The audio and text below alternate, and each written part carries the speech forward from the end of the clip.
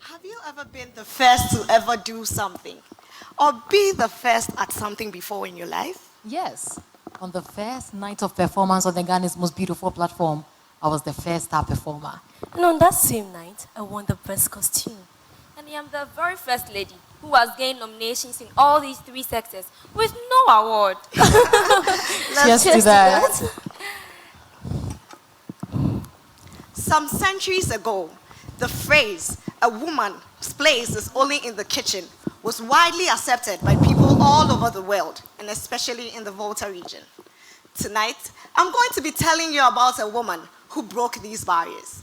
I've heard so many stories, but never have I heard a story as inspirational as this one. Her name is Justice Annie Ruth Jiagge. Justice Jiagge was born on the 7th of October 1918 in the eras of the First World War.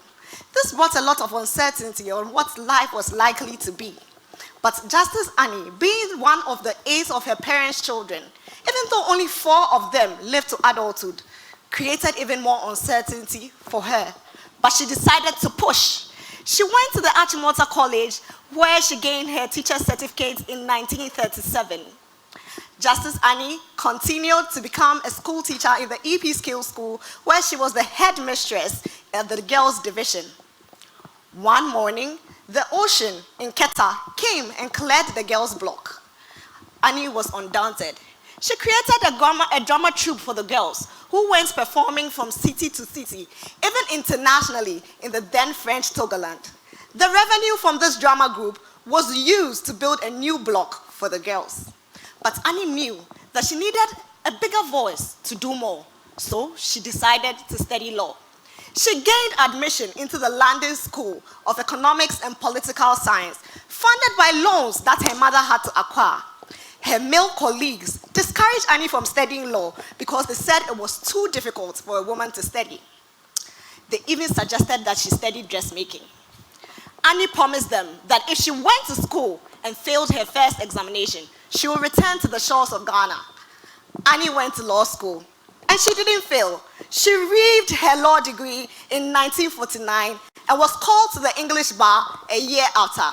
This made Annie the first female lawyer in Ghana and the Commonwealth of Nations at the time. Annie has notched so many milestones. She was the first female High Court judge in Ghana and the Commonwealth of Nations, the first female justice of the Court of Appeal, and later became its president. Note that the Court of Appeal was the highest court of the land at the time. Annie was very instrumental in the drafting of the 1992 Constitution. She has represented Ghana in so many platforms at the United Nations. She was very instrumental in the drafting of the United Nations Declaration against discrimination against women. This was an impetus to the 8th March celebration, International Women's Day. In Ghana, Annie was very instrumental in the building of safe houses for women who came from the outskirts into the city to find greener pastures. This was motivated by a story that Annie heard of a woman who was raped while looking for green pastures in the city. In a quote, she said that injustice eats me internally. I get so distressed and restless when I come in touch with it. Annie fully understood the importance of financial independence for a woman. So she was very instrumental in the creation of what is now known as the Women's World Bank. Clearly, Annie has impacted the lives of people not just in her region and her country, but the world as a whole.